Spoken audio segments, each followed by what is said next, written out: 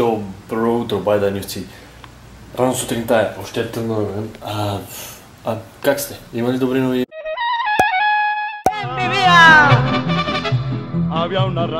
Добрите новини са най-сетне, че заминавам на Чиченица. Най-сетне ги видим тия пирамиди. Да видим какво представляват. Нямам време да блогвам, нямам време за глупости.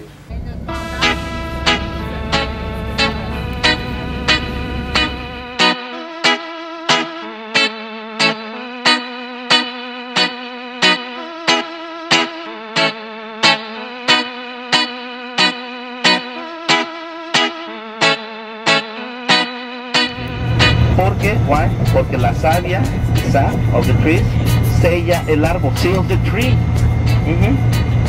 ¿Sí? Y dura más, and it will last a lot longer.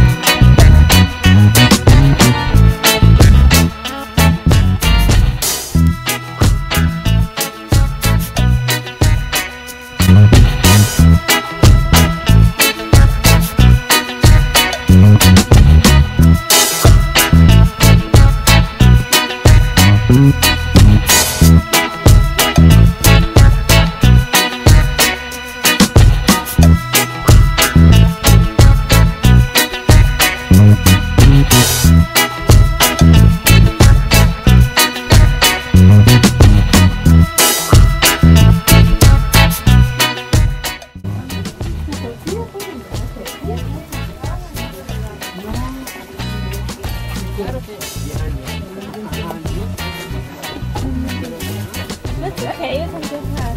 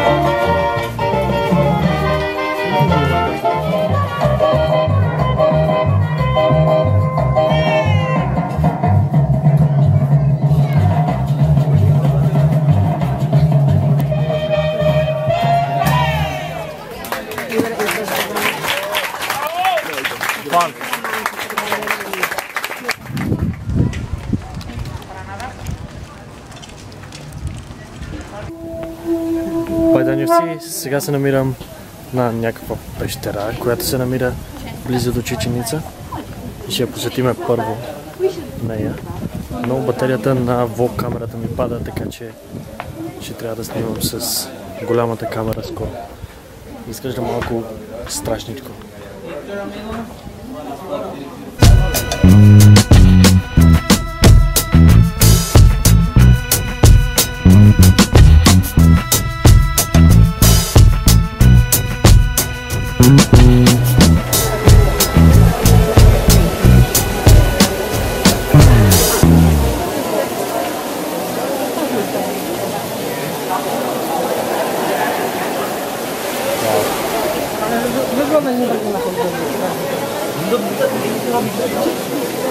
Никога не съм виждал такова нещо. Изглежда много високо и страшно дълбоко. Въпреки това има страшно много хора, които се къпат.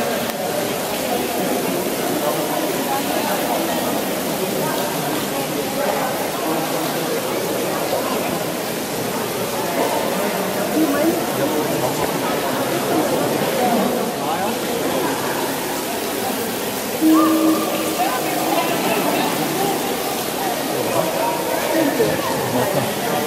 Не знам дали виждате добре, ще се опитам да приближа, но рибите, които плуват във водата, се виждат.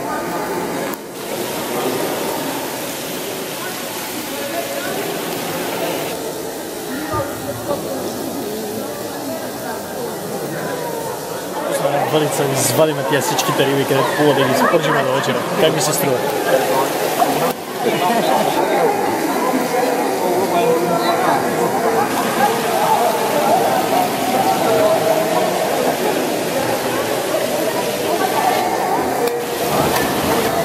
Място, водата е дълбока 50 метра, има риби в нея и е много студена. Предполагам, че около 15 градуса. Това, което виждате за мен е нещо като, не знам, някакъв като поп и ги просветява с някакъв тамян. Не знам изобщо какво прави. Малко ще опитам дали ще мога да ми даде малко тамяни на мен. Да ме опуши малко. Да, намерих за какво ги правят тия осветявания. Това е за любов, здраве, енергия, късмет и такива неща. И надолу пише само за бакшиш. Значи всички искат бакшиш. Направо ужасно. Хора, като цяло не ми харесва този тур. И леко съжалявам, че го направих. Пещерата не беше зле, между другото. Пещерата беше доста добре. И беше хладно, долу, интересно, видях рибите, видях нещо, което никога не съм виждал, виждал съм го само на снимки. Но като цяло целият тур е малко гаден, малко шибан. Да, мога да го нарека шибан, защото през цялото време в автобуса екскурзовода ни обяснява неща, които трябва да си купиме, неща, които трябва да правиме. Постоянно ни казва и трябва да си вземете пари. Не забравяйте да си вземете пари. Не забравяйте да имате пари в джобовете. И пари за какво? Да платиш само да си вземаш тия глупости, всякакви синджирчета и някакви камъчета и някакви такива тъпоти. И също така на всеки един ъгъл, буквално на всеки един ъгъл има купичка, на която пише бакшиши. Бакшиши за какво? Бакшиши за какво? Направо... Както и да е.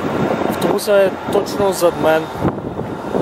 След малко тръгваме и най-сетне пристигаме на Чиченица. Нямам търпение, защото това беше единственото нещо, което исках да видя. И е супер жега. Потъси страшно много, а ми казаха, че трябва да си обуят дънки.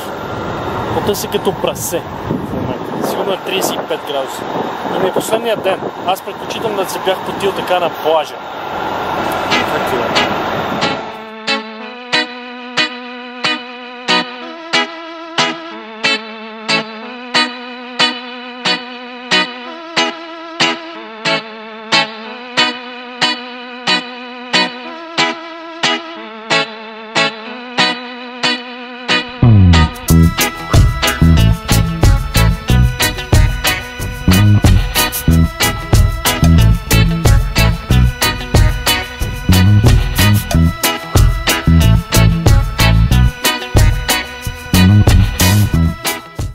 Атмосферата тук е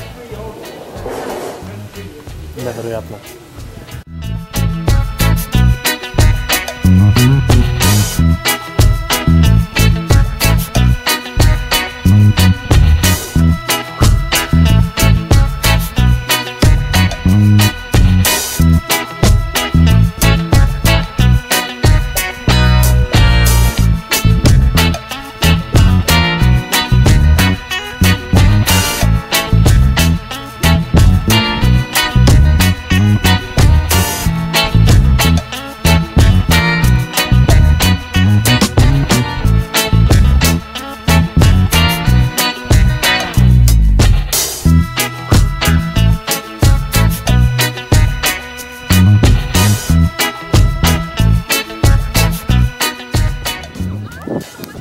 Хора, байданевци, това зад мен е Чиченица. Една от най-големите забележителности в Мексико, която се посещава от повече от 6000 туристи дневно и която е една от 7-те чудеса на света. Внушителна. Просто страхотна гледка и невероятно преживяване тук. Надявам се, че ще бъде добре за мен, въпреки че слънцето е много силно и блести точно в обектива на камерата. Не изглеждам много щастлив, защото си оставих статива в...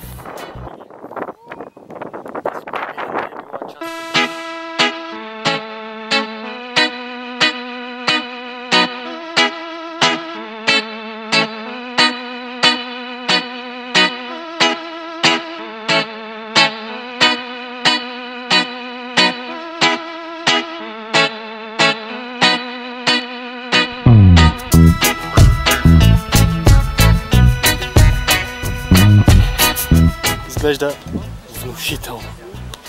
Огромна е. И невероятно, чувството е страхотно. Невероятно! Невероятно! Това е вече най-красивото място, от което някога съм влогвал. Едно от 7 чудеса на света. И аз влогвам от него. Не мога да управлявам това. Това е Даниелци и това е всичко за вас. Надявам се този влог да ви хареса страшно много.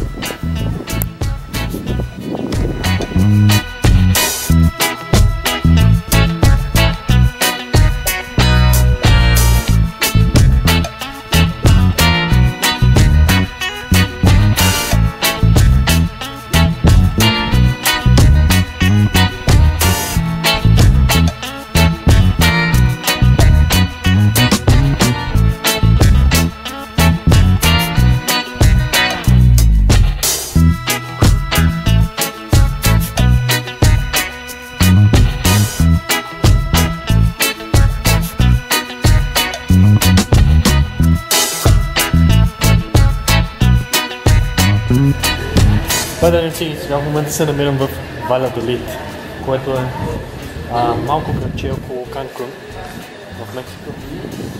Архитектурата му е запазена страшно много години, не е променено нищо. Къщите са много цветни и много интересни. Просто забележително място. Забележително място. Дори някои от къщите са направени с огромни врати, врата като тази, просто огромни порти. Защото едно време се искали да накарат хората да си мисли, че в къщите живеят великани. Не е ли интересно?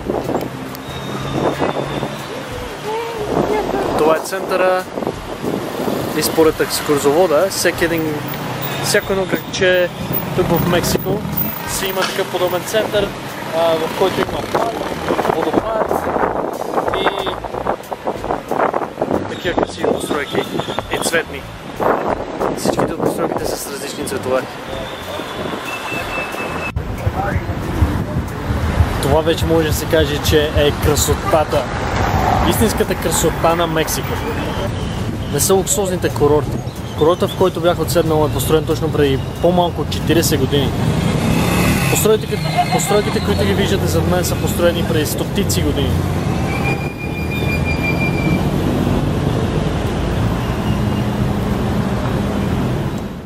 Карах няколко часа на плажа, обаче стана много топло и трябваше просто да се прибера, защото не се чувствам много добре, като е супер горещо навън. И мисля, че направих достатъчно добър тен, че да накарам всички да завиждат, когато се прибера.